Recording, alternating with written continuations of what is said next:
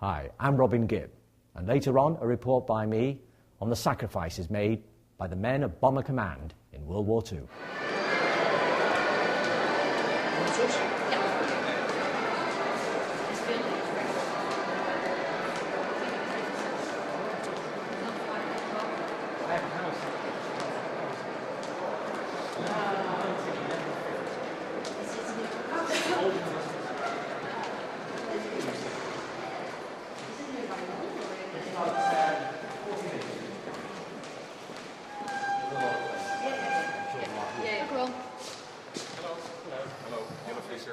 And that's the whole point of this, is honouring sacrifice, not glorifying war. But these guys have always been heroes to me. We have a Europe, a democratic, peaceful, protracted peace in Europe because of what these guys did, and a Europe that I was born into and millions of others. What they did was actually for millions of the unborn, as well as those who existed at the time. And it was a very selfless act because a lot of young men, very young men, died knowing that they were going to die on many occasions, or knew that the risk was really great of dying at the time, and still did it.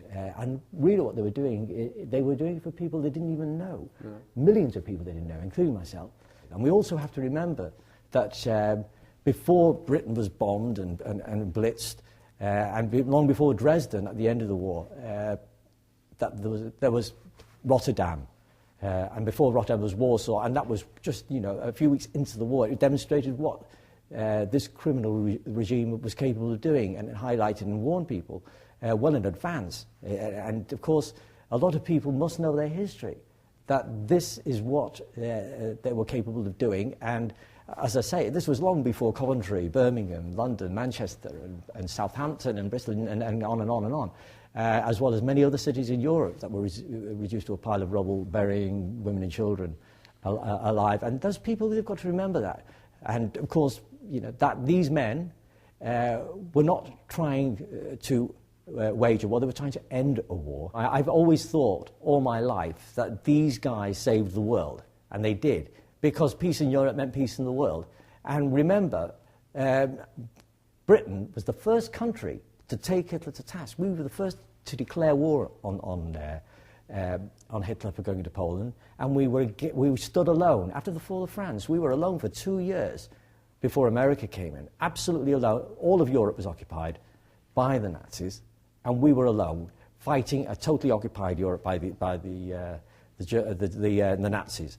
And we had to deal with that. And because what these guys had to do, they had to fly their planes into the heart of Germany, over occupied territory, being fired at in heavily laden planes full of bombs, and it took hours to get in. And then they had to drop their loads in places like Berlin, for instance, which was going to the mouth of hell, as one man described it, and then drop their load, and then try to get back.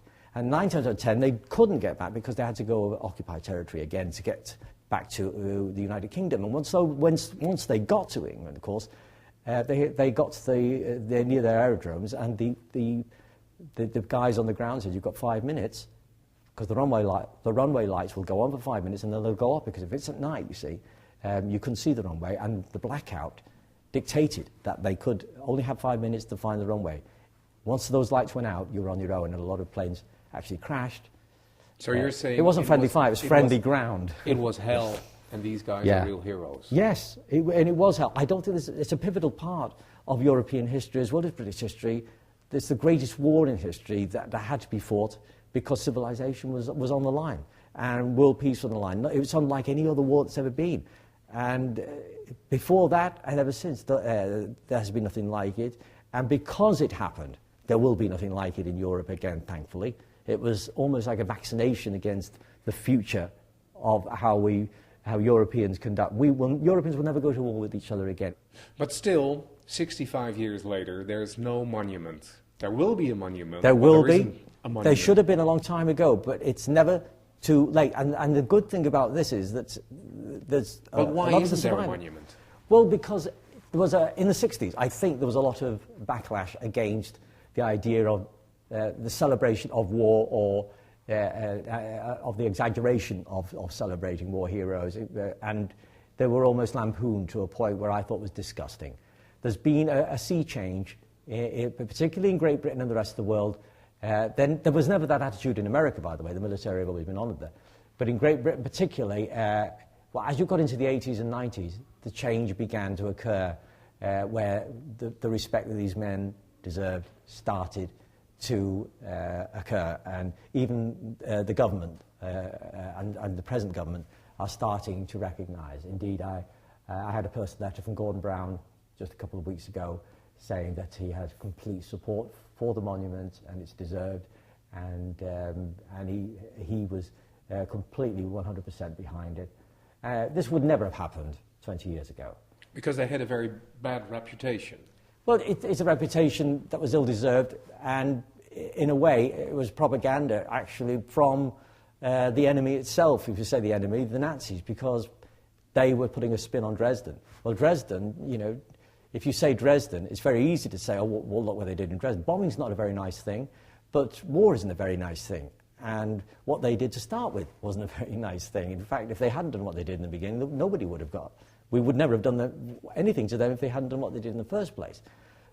The problem is, you've got to end a war. And they would never, if we hadn't have done what we did in Dresden and these other places, it's like Americans don't apologise for places like Hiroshima, because if they hadn't done that, millions more people would have died. Much more than would have died in the actual bombing. And you have to make a stand. We've got to remember that all these cities in Britain, as well as Rotterdam before Britain, and Warsaw before Rotterdam, and many, many cities in Europe were reduced to rubble long before Dresden. It's easy for these goody two-shoes who don't know their history to say, oh, you know, the war criminals, Dresden. They weren't. They were heroes. They ended a war, saved millions of lives, and if they hadn't done it, Hitler would never have surrendered, and the war would have gone on. It will be a landmark for London, and eventually and ultimately it will become to symbolise all of World War II and everyone that made sacrifices in World War II, because there is nothing like it to World War II in London. And you will not rest? No. I will not. I want, because the guys that are alive now, the survivors, and I say survivors, they're lucky to be alive, and by their own admission, and they had some near misses. I want those guys to be there to see that they deserve that, and we owe it to them to see that unveiling. Well, first of all, this monument will happen. We want the Dutch people, because the Dutch people were involved in Bomber Command and were very brave in their actions. We want the Dutch people to encourage and support this monument. We want them to make donations. We want them to be part of it. And it's important that they are. As I say, this is one of the most important monuments in World War II to be built. They lost the most of all the military armed forces in the war. And it's imperative that the Dutch people are represented. But also, you know, we really want the Dutch people to donate to this monument.